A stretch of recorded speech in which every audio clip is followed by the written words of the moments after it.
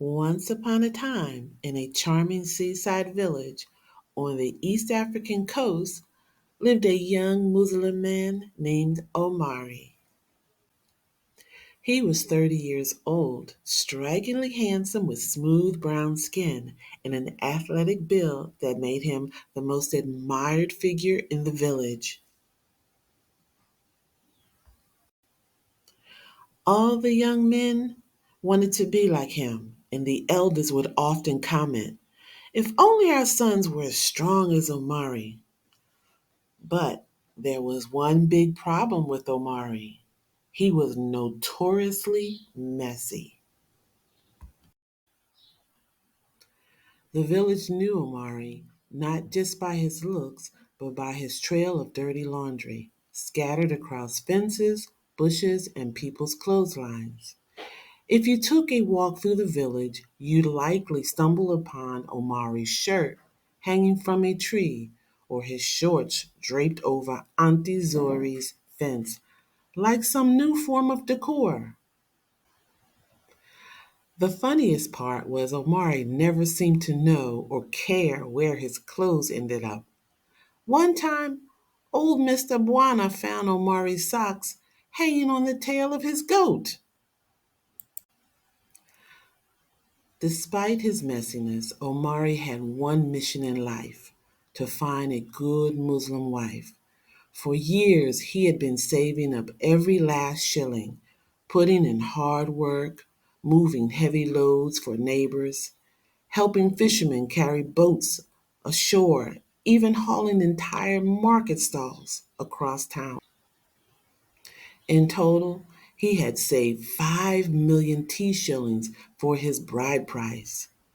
But as handsome as he was, Omari had a big issue.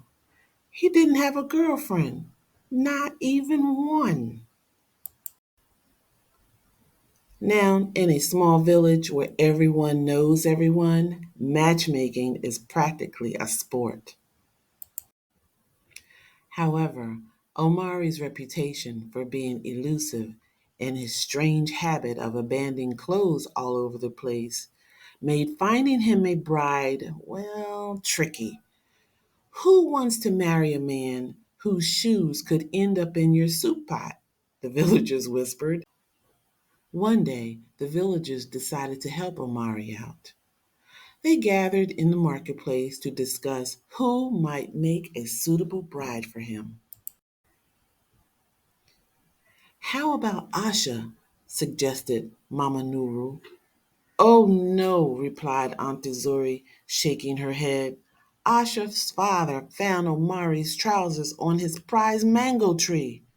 She'll never agree." "How about Fatma?"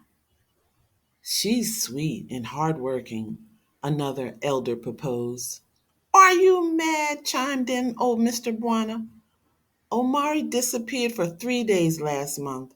When he came back, Fatma found his socks in her sugarcane field. She won't go near him." And so it went. One by one, the elders scratched off names from the potential bride list, each woman having some sort of unfortunate encounter with Omari's rogue clothing. Despite his messy habits, Omari had two redeeming qualities. He was the strongest man in the village and incredibly honest. Whenever the villagers needed something moved, whether it was a boat, a boulder, or even Grandma Howard's giant clay water pots, Omari was the first one they'd call. And if he promised to help, he would always show up eventually. As they debated his potential brides, someone shouted, "Why don't we just find him a wife who loves laundry?" The whole market erupted in laughter. Then, unexpectedly, a shy voice spoke up. It was Nia, the quiet girl who lived near the village masjid. She had never said much, but always admired Omari from afar. "I don't mind his laundry," she said softly, "as long as he's honest and helps me lift heavy things. Besides, I think I know where all his clothes end up. Everyone turned surprised. Nia smiled and added, I've been collecting them for years. I think I have enough to open a shop. And so, to the surprise of the entire village, Omari found his bride. Nia didn't mind the mess, and Omari, well, he finally had someone to keep track of his clothes. They were married a month later. And true to her word, Nia opened a small shop selling second-hand clothes, mostly Omari's, and the villagers never stopped laughing about the man who found love, not despite his messiness, but because of it.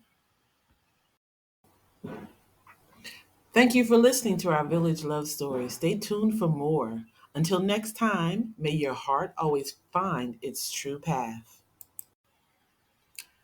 Just a reminder, like, share, subscribe. Thank you.